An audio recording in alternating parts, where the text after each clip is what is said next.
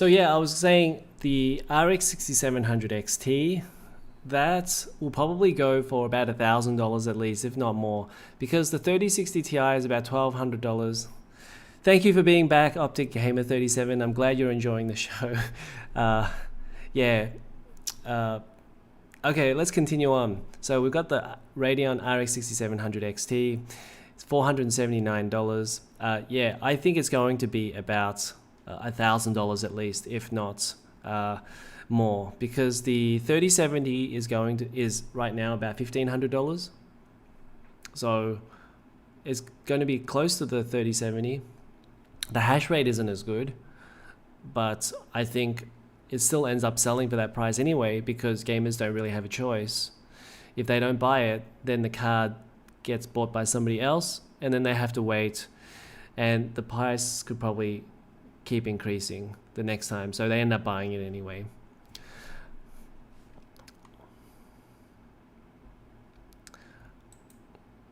Do you guys have anything else to add about the price? Because I'm going to move on to the AMD Fidelity FX Super Resolution.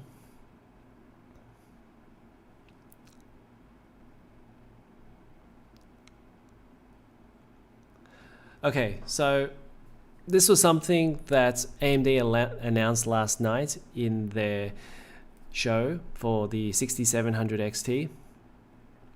And so this is effectively their form of DLSS.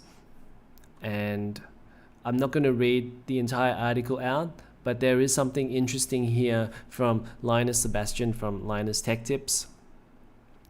It says here, apparently rather than rushing Fidelity FX Super Resolution out the door on only one new top-end card, they want it to be cross-platform in every sense of the word. So they actually want it running on all of their GPUs, including the ones inside consoles, before they pull the trigger. It would have been nice to have it ready by the time the card's launched, but as we saw with Nvidia's DLSS 1.0 versus the DLSS 2.0, it could be for the best. So that is probably their excuse for why it hasn't come out yet. And I don't know when we will see it actually, but it desperately needs to come, because right now this is something that people are really considering when they're actually buying their card in terms of DLSS. Ray tracing, I think not so much, because as I've used ray tracing, I don't think that is the game changer. It is for development, like when developers can actually use ray tracing and get their graphics more accurate. I guess that would be one way to put it. But I think DLSS actually improves performance. So when you improve performance, then it's kind of like you're getting more value, because people just want to get over the 60 FPS hump. So I think this is a real choice that people are facing when they're buying a card right now, because normally they'll buy it for 1 or 2 generations. So with the fact that Nvidia has DLSS and AMD haven't announced anything yet, this is probably why they had to announce something ahead of time, so they could tell people that, hey, if you are going to buy an Nvidia card just for DLSS, we are also going to be doing something on our cards as well. So let's go to some of these comments. Optic Gamer 37 says, I got to upgrade. So which card are you actually looking at, Optic Gamer 37? Vincent Dong says, AIB AMD cards price would be around $750. Yeah, I think they would probably start at $750, but they're just going to all go in a flash. If we're talking about the RX 6700 XT here, because the 3070 is already $1,500 where I am, and it's,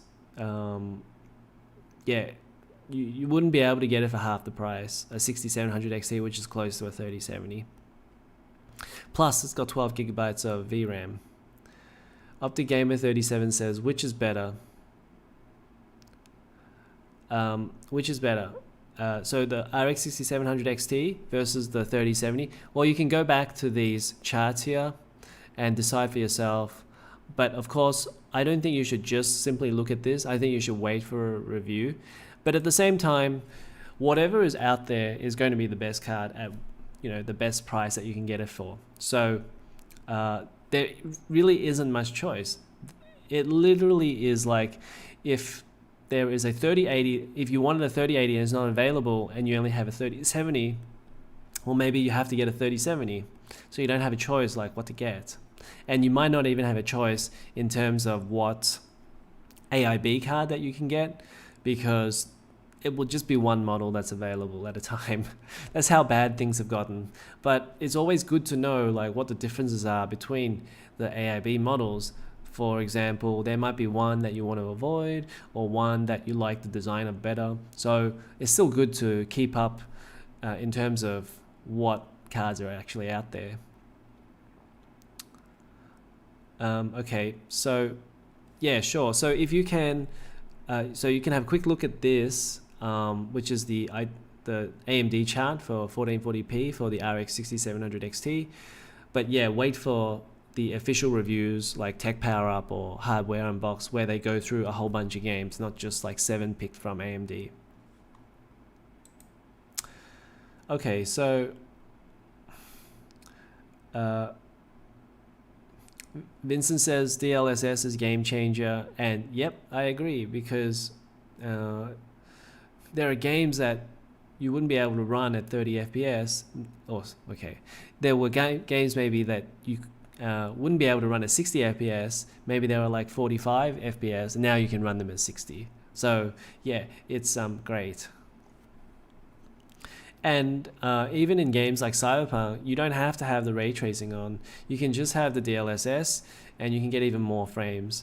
But I think to actually see the benefit of that, you'd probably want to use a RTX 2060, which is the lowest RTX card that you can get, and see just how much performance you can get on that low-end RTX card. And I think like if you have like a 3070 or 3080, well, you could probably play Cyberpunk on 1440 or 4K at 60 FPS anyways. You just have to turn a few things down, but you'd be able to do that. OpticGamer37 says, I got a RTX 2060, but I was looking at 3080. Yeah, I think that would probably be the only sensible upgrade if you are looking for AAA games. And if you're not playing AAA games, I would stay off from buying a card right now. It's simply like not worth it. You could buy any card to play all your A-level games. I don't know what you call them, A games. But you know what I mean, like something like an RPG, for example, or something like a Wasteland 3, which isn't like a AAA game, but it was quite recent, so it's not like a Cyberpunk 2077 or Red Dead Redemption.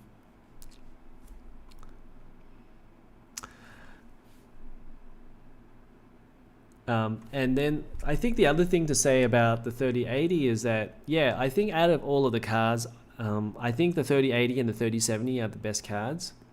So the 3080, and this is not a review, I haven't used the 3080 enough, but the 3090 is very hot. 3080 could possibly be just as hot, but it's got the 10 gigabytes of VRAM, so it's not going to get as hot as that 3090. But even in games, both are fine. I just think that the 3080, there's really no reason to pay that extra money for that 3090. So the 3080 is the better way to go. And you know, it's not like we're talking about the 3080 is $699 and the 3090 is $1,500. You know, those days are gone, right? I'm talking about the 3080 at like $1,500 and the 3090 at $2,000, for example. So yeah, I don't think it's worth $300, $500 more to for that 3090 at the current prices. And I especially like the 3070 and also the 3060 Ti, although I don't think you can get it anymore. It feels like the miners have found some way, like, you know, they've gone straight to the manufacturers and decided to get them from the factory. Like, you just can't find any 3060s at all. So I think, and as well as the fact that the 3060 Ti's is made from a cut down 3070. And so there probably aren't going to be as many of them right now, especially when the processing has matured for a couple of months. You will still get some defective dies, but perhaps it's just not as many as there were before, especially not at launch anyway. So yeah, I don't really see that many 3060 Ti. If you got one, well, congratulations. And especially if you got one for $399, that's pretty amazing. But yeah, there's really just the 3070 and the 3080 available. And I think the 3070 is a really, really good card because they essentially took the 2080 Ti and then improved on the efficiency. So previously, I think the 2080 Ti was about 280 watts, and now it's the 3070 is about 220 watts. So I like around that level of power, like around 200 to 250 watts. Because once you get above 300, it's just a heater, basically. So the 3070, even though it gets slightly hot, it's not too bad. Like, it's kind of bearable. And you can put the lid on, or the side panel on. With the 3090, you got to take the panel off. Vincent says Cyberpunk ray tracing is not as impressive as Control. Okay, so I haven't played Control, but yeah, I have to agree. Like, I wasn't that impressed with the ray tracing in Cyberpunk, especially not when you're actually playing in game, and also because I played both the non-ray traced, as in the ultra settings, and the ultra ray trace and ultra settings, and I don't know. Like, you expect to be wowed. I think that's the problem. Like, people have really high expectations because they saw it in trailers that it looks amazing, and then when they actually go to play it, it's close to what the ultra settings are anyways. The ultra settings look amazing already, even though it might not be as accurate in terms of like the color reproduction and where the shadows are. Even though it might not be as accurate, I think people don't really matter that much when they're actually playing through the game. And that's why I say it's really important for developers. DLSS is really important for developers because it enables them to get things right rather than having to judge from an, I guess, a human perspective or by eye level. I don't know what you call it. But at the moment, they're kind of having to judge it by themselves and then decide whether that something looks good or not. Whereas if you have ray tracing, well, that's kind of like scientifically proven. Like, you know, you've got rays going in this direction, that direction, and it all adds up and gives you this result. So that's kind of what they want. They want all of that stuff automatically handled for them rather than have people judge the result.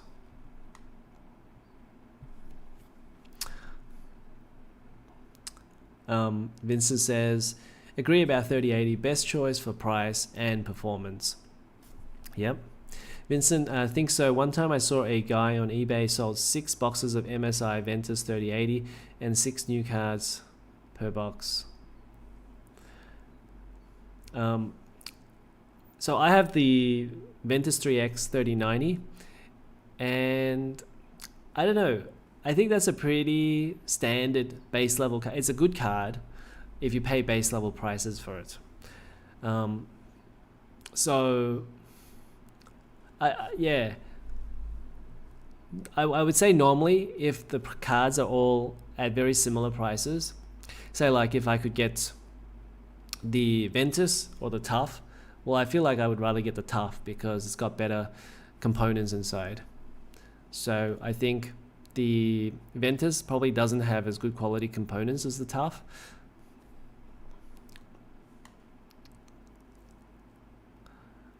Optic Gamer 37 says, I hope they fix Cyberpunk on consoles. Yeah, that's a really good question because they're supposed to put out a patch in January and one in February. I think I definitely saw the January one. I don't know what they did with the February one because I haven't been playing Cyberpunk for a while. Maybe they fixed it to some degree, but yeah, it was basically a lost cause, the console version, or at least the PS4 and Xbox version. And so seriously, that's the thing with companies, is that they know they can get away with this, and they know they can get away with it as long as they, I guess, feed you some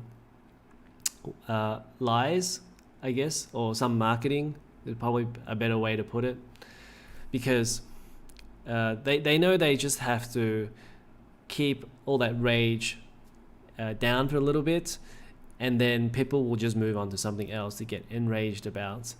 And so, when this occurred, all they were probably really worried about were if they were going to be sued for the game, for example, because that would actually have financial consequences.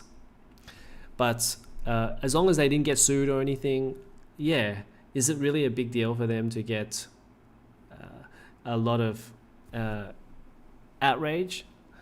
In terms of sales, I think in terms of sales, it probably would have taken a hit, at least to the level of Cyberpunk 2077, because that got pretty bad by all accounts. That was pretty much the worst launch since No Man's Sky, I think, anyway.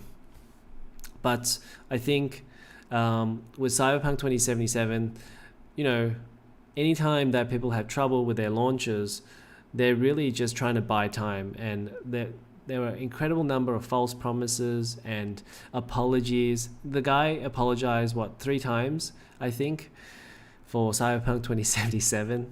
So I think it's just, I think they know they can get away with this type of stuff. So do I think it's going to get fixed? The PS4 and Xbox One version? Probably not, because they knew what they were doing. I made a video about this that nobody watched, by the way.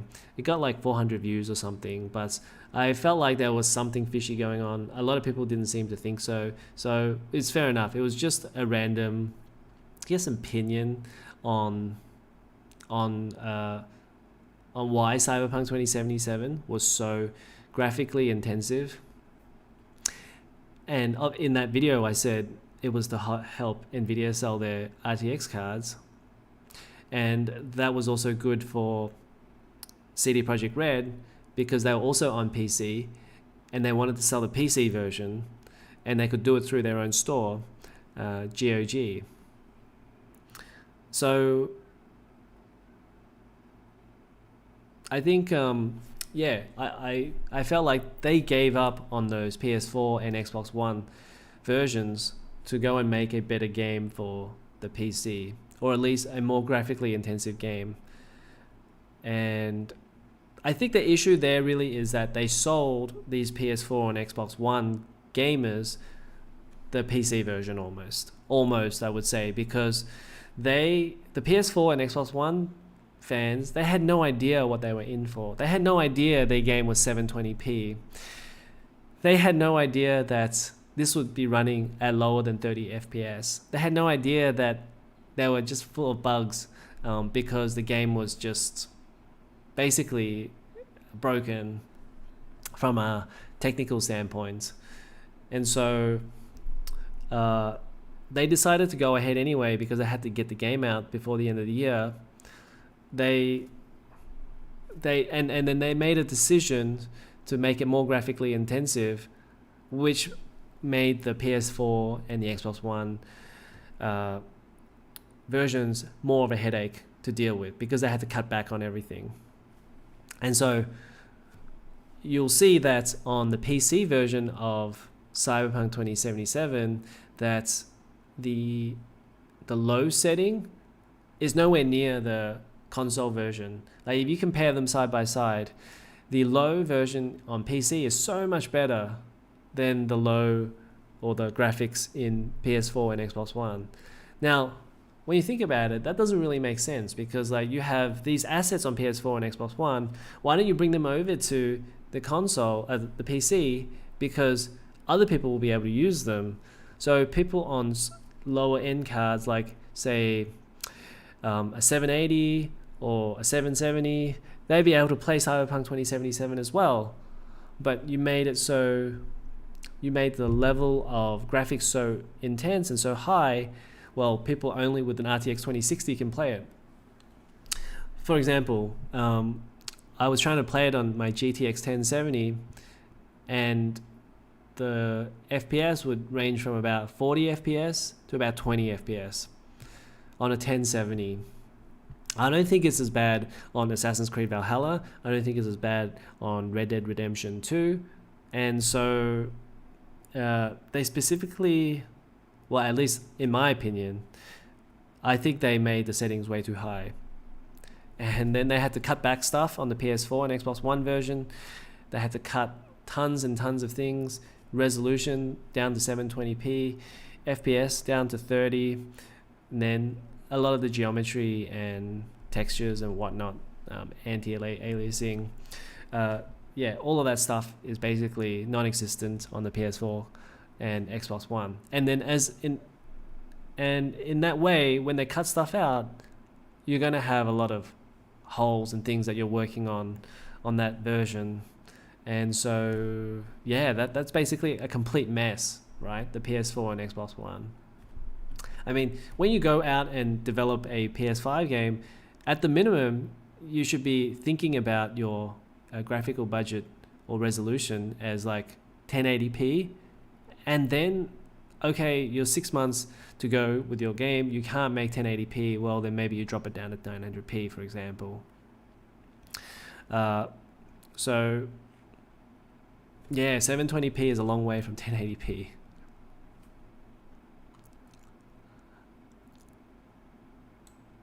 Whoops. Let me get that back. Okay. Need to catch up on the chat after my big Cyberpunk 2077 rant. What else have we got here? And we basically finished the show, by the way. So thank you very much for watching all of those news articles. Yeah, it was a bit of a just randomly put together stuff, but I wasn't supposed to have a show today. And now I'm happy to take or look at the chat and just respond to the chat.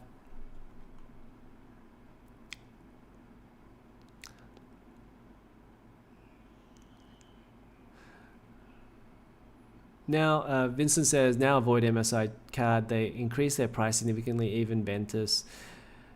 Rakusa Buro says, Cyberpunk doesn't have that retaining aspect. It's a good game, but once I was done with it, it was done. Compared to something like Horizon Zero Dawn, that just makes me want to play. Yeah, something is funny about Cyberpunk. I get the same feeling as well, that it's not something that excites me. Is it to do with the main character? Because I feel like the main character is very generic, extremely generic, and yet they try to force character onto her even though she has none. I'm using a girl, by the way. And because I think they had a character created there, I think they almost felt like they had to make it generic even though they didn't have to. And then when you play something like The Witcher 3 with Geralt, it completely changed because it feels like there's a lot of character in Geralt. And all of that is missing in Cyberpunk. I don't know how you guys feel like about Cyberpunk.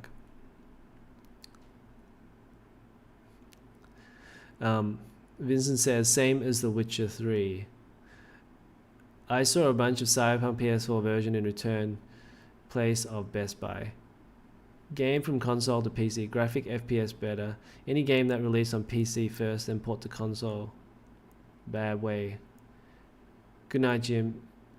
Yep, good night, Vincent. Yeah, definitely. Yeah, I think it's pretty late there. So what's the time in... I know it'll probably be about 2 a.m., 3 a.m. On the East Coast. So it's probably about midnight in Cali.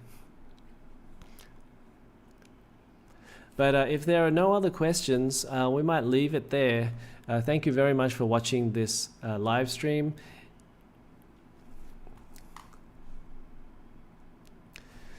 Hello, I'm in Malaysia. And yes, it's 2:45.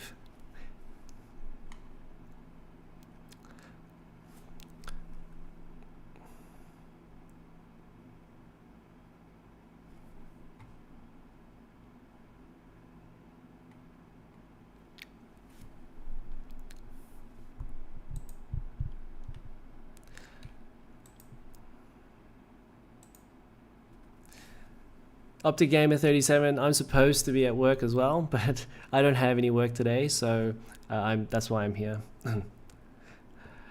Yeah, I'm from Australia, but I work and live in Malaysia at the moment. I've been here for quite a while now, in Malaysia, but I'm looking to go back to Australia, hopefully soon.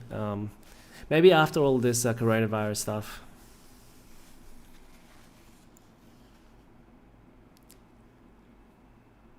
And yeah, I grew up in Australia as well, and then I moved here about 6 or 7 years ago, after I got married, and I worked in Australia for about 10 years as well.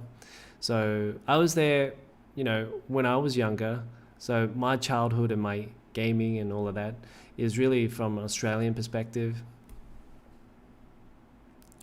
Um,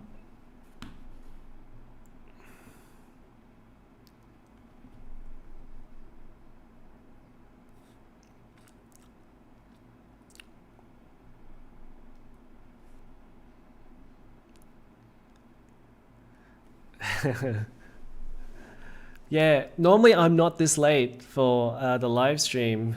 I'd like to start 10 a.m. my time, but I didn't even know I was going to work until about 11 today.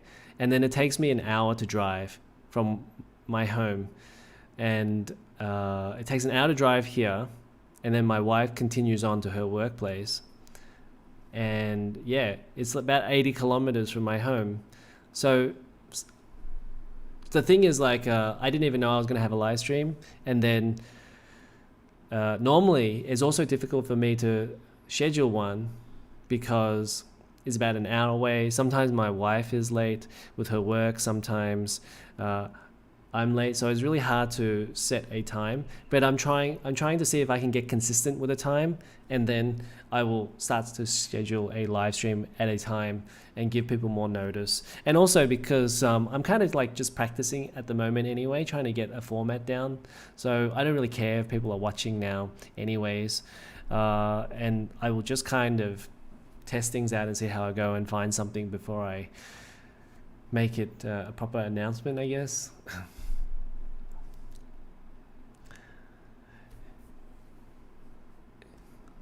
Rakusa Bureau says, COVID is going to be a while. Looking at the situation, maybe 2023, 2024. Yeah, I think that's probably going to be how it is for traveling.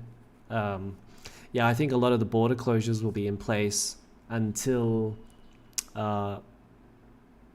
most people get vaccinated. I think that would probably be when they would reduce the border closures. But yeah, so this is a little bit personal, but yeah, I'm hoping to go back at the end of the year. So we'll see what happens. We've still got work and things like that to do here, but hopefully I can go back at the end of the year. Optic Gamer 37 says, what do you think of that new open world Pokemon?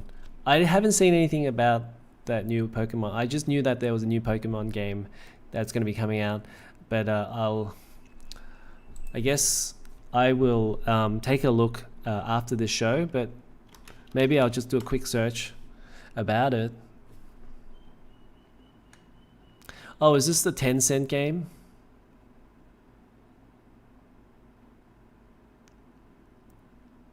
Is this going to be called Pokemon Unite?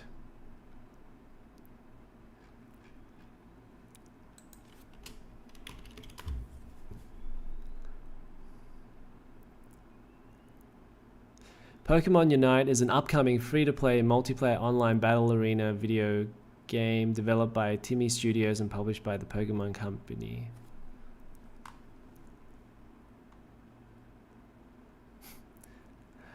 Okay, see you later, Rokuzo Burrow. Thanks for watching my videos and thanks for joining with the live stream. Okay, so it's not that one. What is it called then?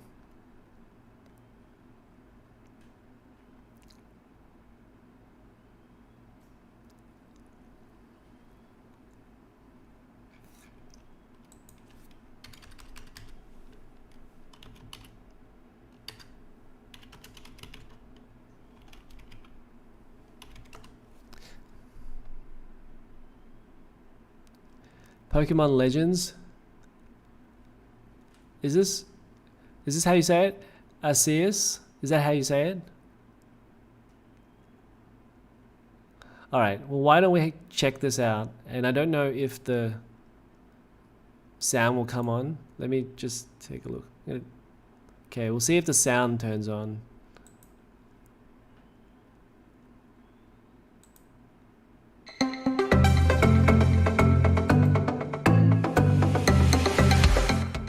What's up, guys? Good morning. It's 10 a.m. and an early little bit. Dude. Time, maybe GT.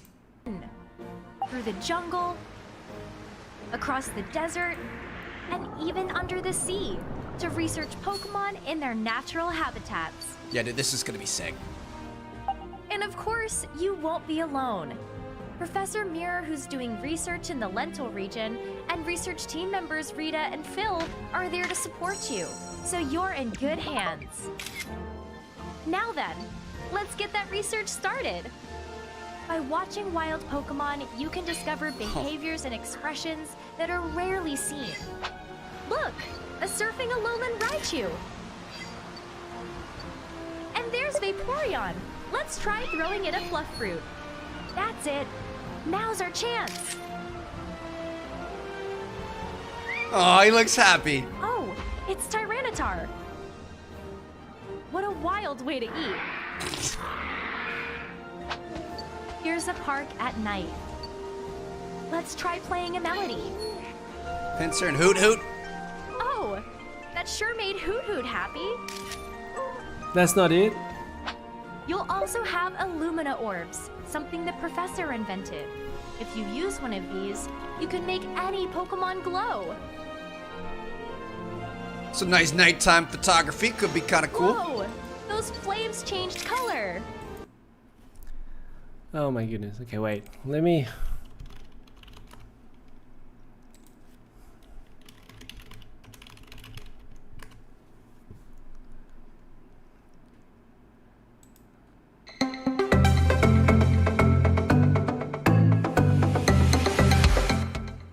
This is a tale from a long, long time ago, when the Sinnoh region was still only a vast wilderness.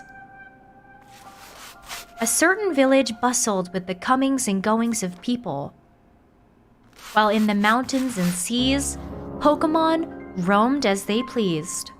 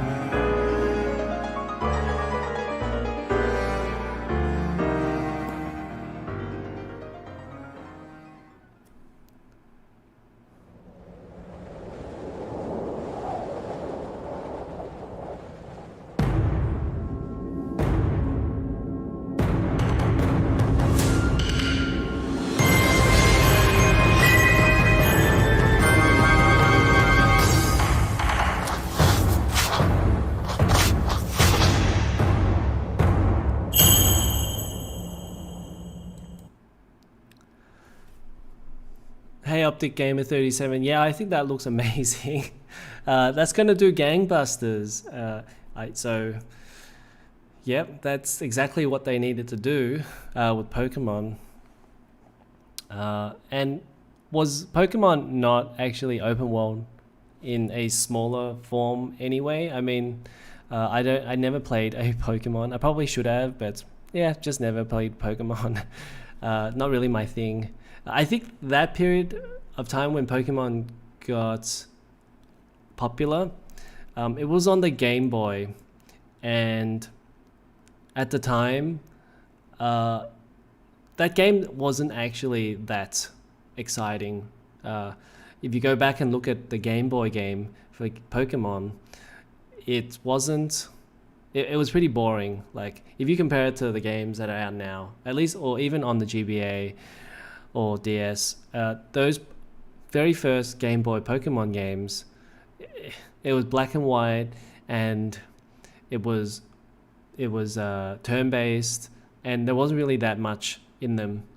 So at the time, I wasn't that into Pokemon, and I think Pokemon got really successful during the Game Boy Advance era.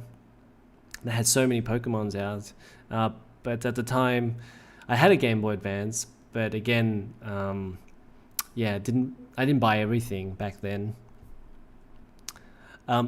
So I was gonna say that looks really amazing, and the graphics look amazing. It doesn't look like there's all that much in there. So obviously they're very early on in terms of development, and so that looked to me that they were just making a couple of vertical slices or vertical shots of what the game is going to look like. So this is very, very early on in the game, at least. Either they're very early on in the game and they have nothing developed, or they just don't want to show you. And I think they're very early on. And then it says here it's going to be releasing worldwide in early 2022. That looks a long way off from the final game, at least in terms of how much stuff there. If they had actually a lot of stuff, they probably would have showed you a little bit more. But really, all it was just like 1 or 2 scenes. So I don't know if this is going to be early 2022, is what I'm saying. Hey, Greg, thanks for catching the live stream. You can watch it later on. And I think there will be 2 videos of it because the first part of the live stream got cut off and then the video ended. And then the second part, which is this one, we're just continuing on and just finishing it off. But as I was saying, I think the Pokemon 2022, that looks really early to me. Doesn't look like there's all that much in the game. So I wonder whether that's going to make early 2022. If they actually don't have much to show and they haven't done enough, then I would expect a later 2022 release. But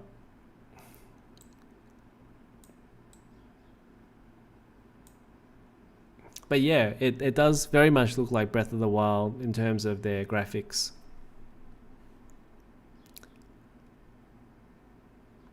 So actually, you know what I find interesting is that I think Pokemon would actually be the one game that I think Nintendo should put on all platforms, like PC.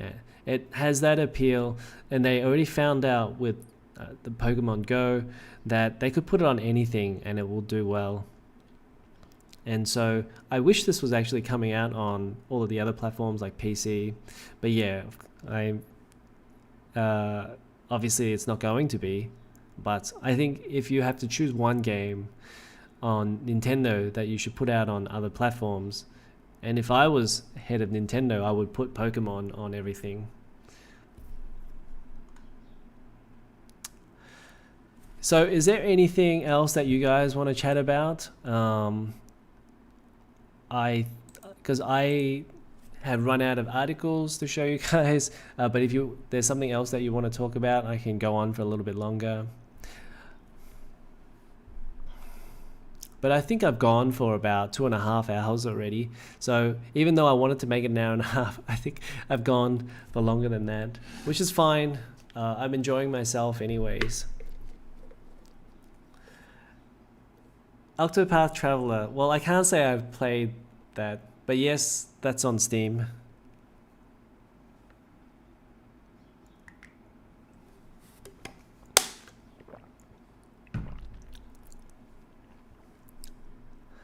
And actually, I think they decided to put that out just to see like how the Nintendo games would go.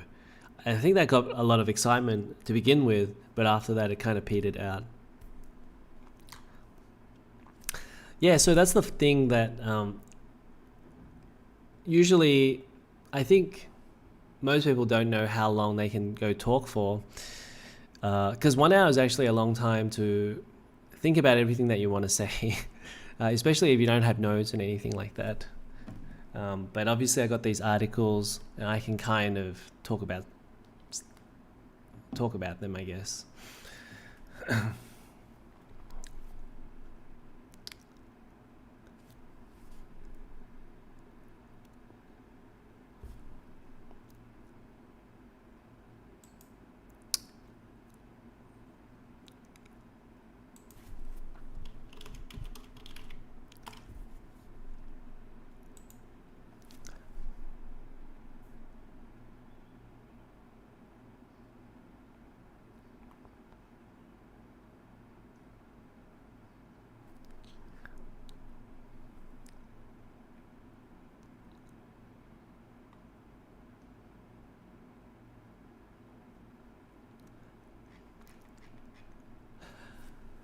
Okay, so if there are no more questions, we might just wrap it up there so I can go and do other things. But thank you very much for watching the live stream again. And we'll have more of these live streams. I just don't know when. I'm just trying to set a time where I can make it every week, that I can consistently make. So we'll see how it goes. And hopefully we can, try and make it on a Thursday, because Thursday seems like it's a good day for me at the moment. Update Gamer 37 says they got news on the new Switch.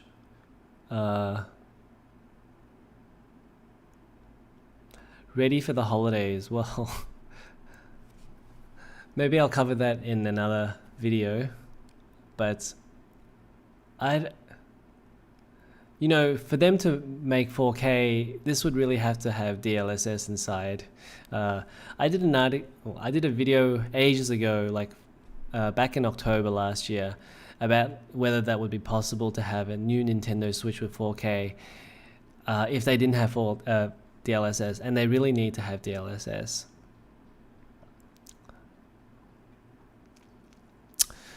Yeah, but anyways, that's going to